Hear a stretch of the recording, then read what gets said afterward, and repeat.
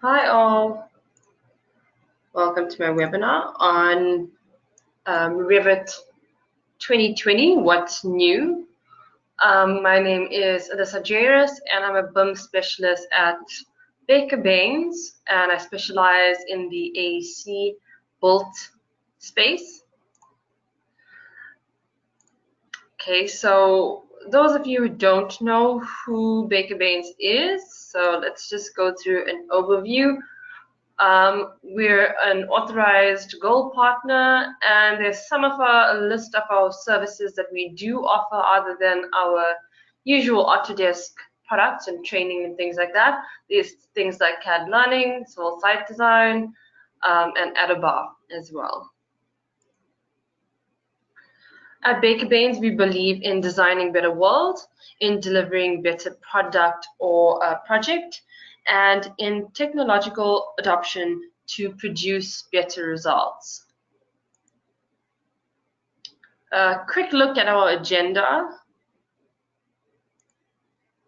All right, so we're going to go through all the new features and enhancements of Revit 2020. There's three components, which is connect, optimize, and create. So the first one, this is just a list of some of the features and enhancements. Things like PDF into Revit, which is a big thing. I think it was about time. We'll go through and explain a little bit more on each of these topics. It is, again, just an overview, not too much into one topic. We will probably go into more depth in other webinars where we can specialize in maybe the built or architectural space and engineering specifically, so that we don't waste any of our attendees' time. So that's a bunch of the new features there. And if I go to create, there's a few things like elliptical walls, improved rebar, rebar in model in place stairs. So it's a mixture of MEP and architectural components. Okay, so you can have a look at that. Then we have optimize, which has a list of things as well. So one being the path of travel, improved or view in filters, material improvements, appearance on those, image and PDF improvements, some electrical things. There's a lot of steel enhancements as well, so we'll see a lot of those popping up a little bit. Yeah, so let's go ahead. Let's look at each of these individually. So connect, so that's integrating teams and product, right? So I think the main and the biggest change and the biggest improvement on Revit, and I think a lot of people would say it's about time, would be importing a PDF into Revit. And if you're a Revit user and you've previously used it, you would know that it was a tough thing to get a PDF document into Revit. You might have changed it into an image and so on. So now we're able to actually import and insert that PDF onto there. I think it was about time. So that's one great feature in my books. Okay. Now just going back on that quickly. There's also the ability, which I think is also important. So let me just quickly talk on that. So there's ability to snap to the geometry in the PDF. So I think that's also important, that you could measure things as well. If you had a PDF document and you kind of wanted to rescale it, you could probably do that and also take measurements off of that. So that's great. Publish cloud models on Revit Home. So you're able to publish a model for viewer and reference in BIM 360. If you're familiar with BIM 360, we're now able to do this. And BIM 360, if you don't know what it is, it's a cloud service that allows you to manage documentation, also to view sheets and models on the cloud, so that it's easy access, so that you don't need to carry your PC around on site conditions and things like that. So they're linking in BIM 360 with Revit a lot more seamlessly. So that would be one of the updates there. Another one would be cloud models for Revit Update. You can utilize BIM 360 for cloud storage. You can save as straight into the cloud model through Revit. Again, that helps streamline the processes between Revit and BIM 360 a lot better now. So it's small things that make a big difference. Okay, so still under connect. How do we connect with SketchUp imports? So there's SketchUp 2018 import and link. Now is being supported for 2018 versions of SketchUp into Revit, previously not. You can also import and view those colors through in Revit as well. Okay, it makes it a little bit easier to transfer data from a sketch model to design model. For those of you who are querying, you know, the process of this, or if you have problems with your design model being brought into Revit and that transition from design to working drawings, you might want to switch up to format, which is kind of like a Google SketchUp, but it works a lot better with Revit where it actually picks up your components. So you can check that out. Still on Connect, we have a Revit extension for fabrication exports. Okay, so a little bit more on the MVP side. So set up data exports, reuse formats in fabrication databases, extend data to fabrication and procurement. Okay, it's just an extension of what tools were already there, and this allows us to kind of define the data a little bit better or create spreadsheets for data. Okay, I think that went too quickly. The next one there is the create. So we're going to look at the create. Okay, what's a great one there is being able to create elliptical walls. Okay, so when placing a wall, you'll be able to check out the draw tools, and you should see ability to change your type after creating the elliptical walls as well. Okay, so it's just improving in design, ability to create a little bit better in Revit as well. So there we have a little example of a curtain wall and a normal solid wall. So check out those features. So another one we have is under create, more on the rebar side and the structural side of it, is improved rebar copy and move logic. So improved rebar snapping to the cover, preserve bar dimensions during interaction with the concrete cover, get consistent rebar fabrication data when copying bars. Okay, so it's increased precision for fabrication for copied and edited rebar. And you'll see a lot of rebar enhancements as well.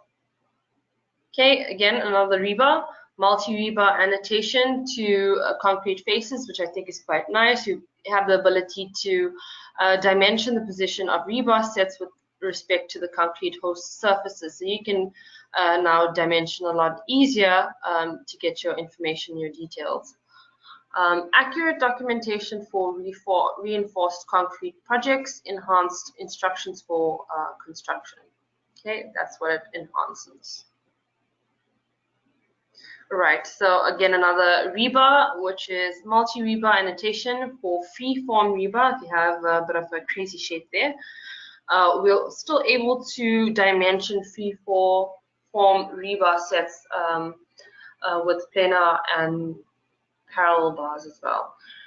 These things would enhance productivity and accuracy when documenting our rebar and any other complex geometry as well. So we're trying to get a little bit more flexible with our designs as well.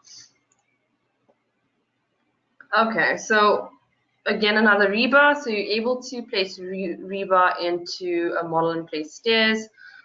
Shape-driven or free-form rebars can be hosted into model and place stairs. And this would increase 3D rebar modeling versatility. Okay.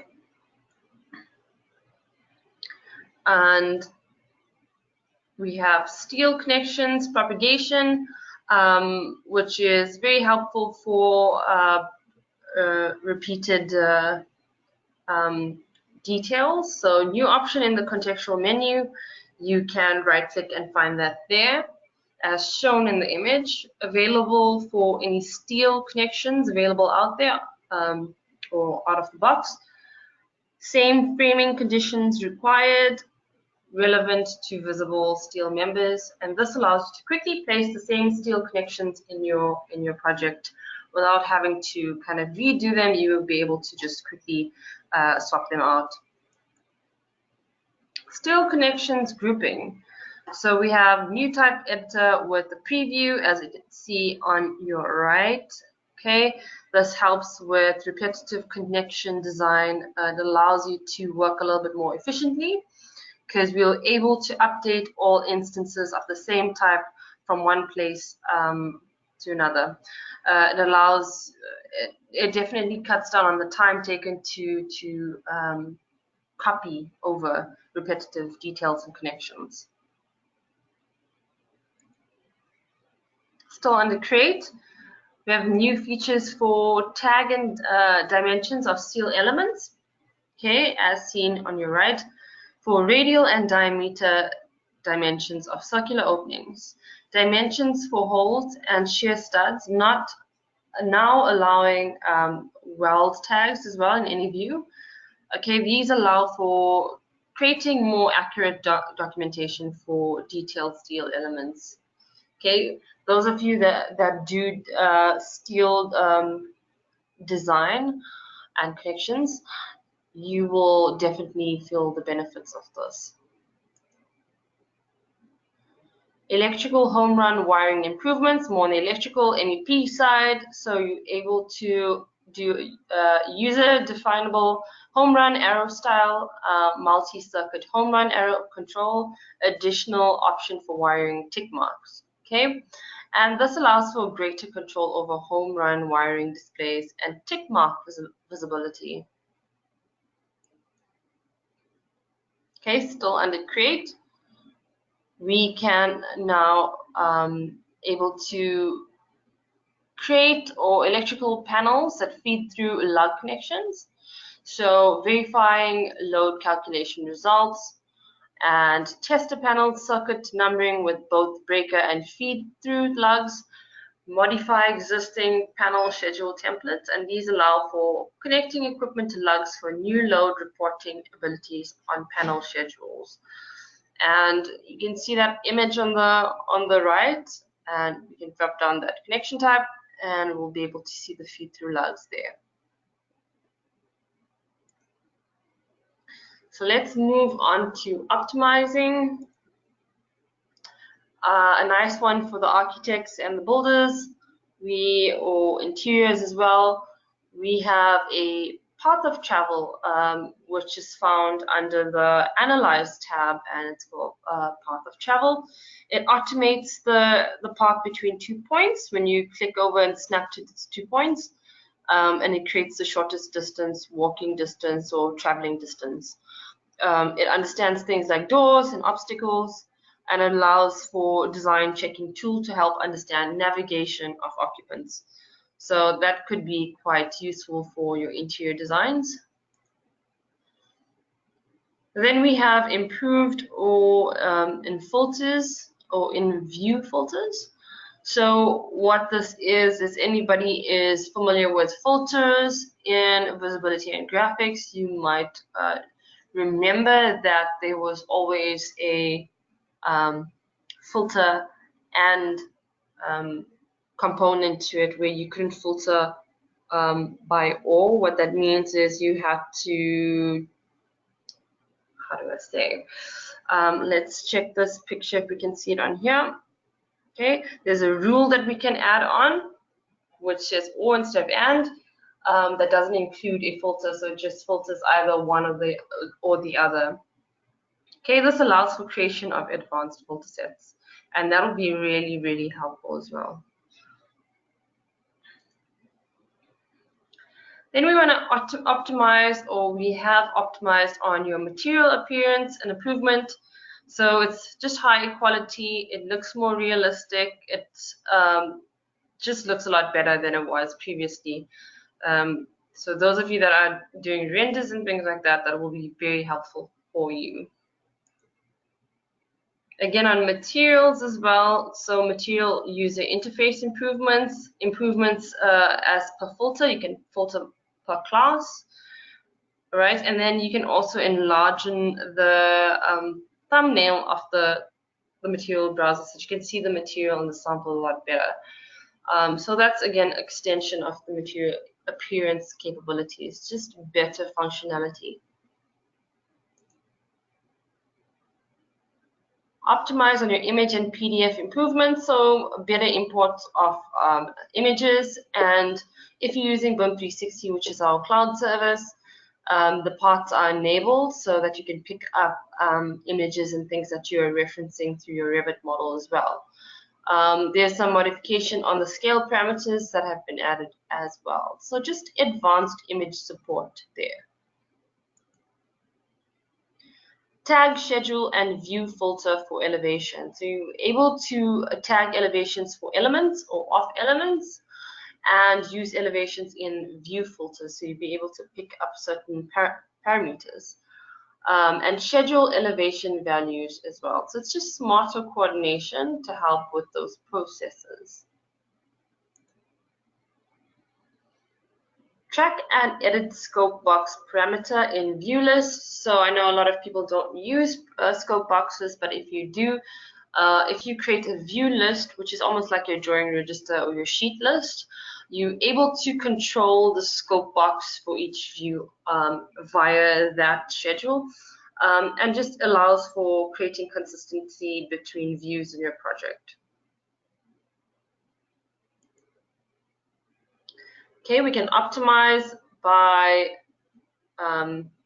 copy and paste legends across sheets, so that allows for us to easily copy and paste legend items, which wasn't previously available.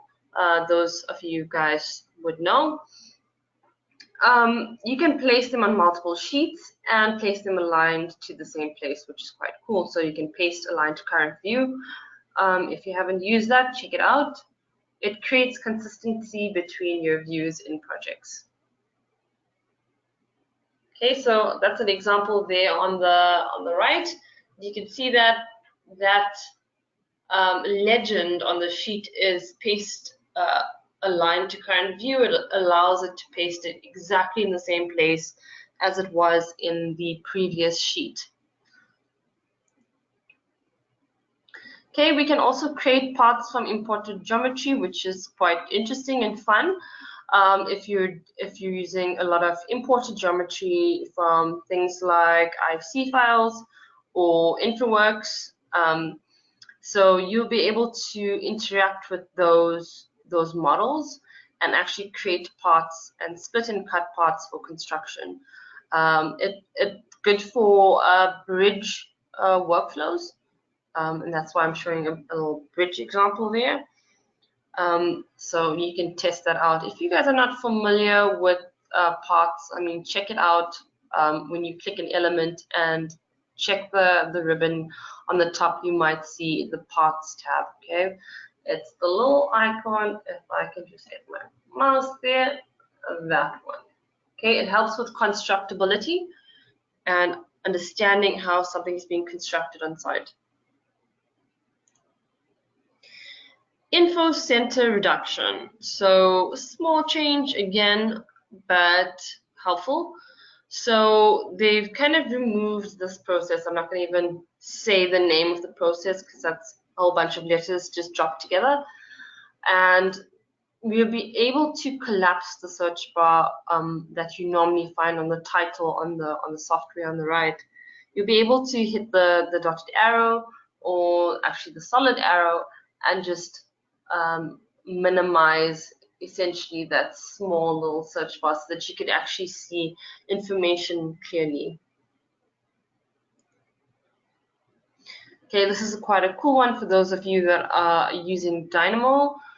You don't have to update Dynamo on its own if you're working in conjunction with Revit. Every time you update your Revit, Dynamo will update as well. So that is it's streamlined Dynamo installation and coordination for your team. Just makes it a little bit easier. You're working a bit more efficiently. You don't have to find 100 updates. You can just update one thing, and your Dynamo should be updated as well. If you guys are not sure with regard to updates, you should check the Autodesk desktop app that is probably sitting on your desktop and you never knew what it did. You should try opening that and check any updates that may come through from Autodesk. This would help your software run a lot better.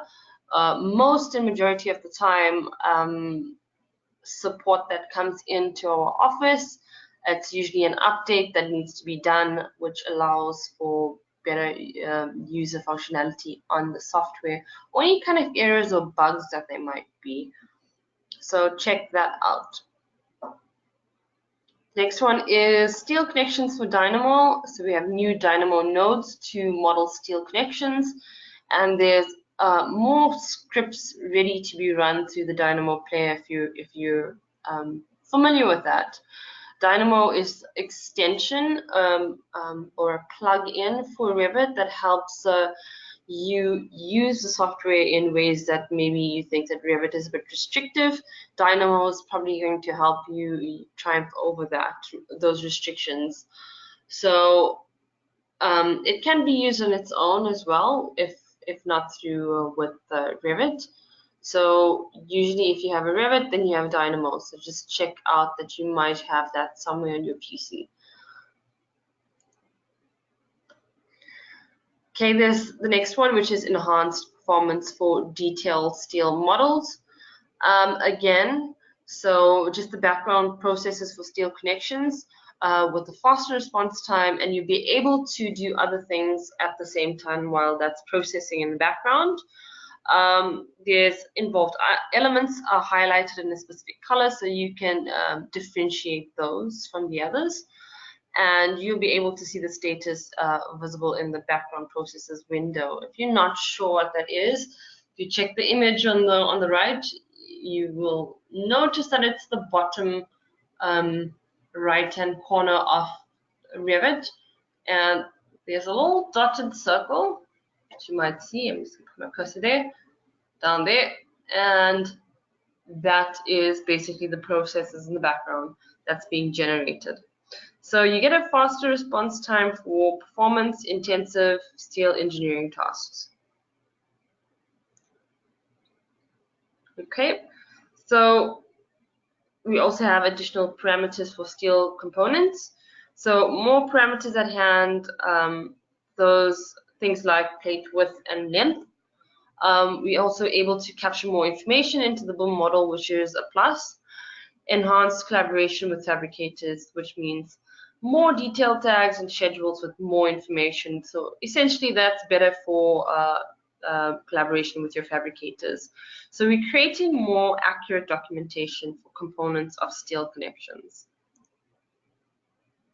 Then there's change service improvement, which maintains or retains your duct shapes. It maintains the size restrictions of pipe works when swapping your pipe type, and group filters, which includes couplings, adapters, and equipment.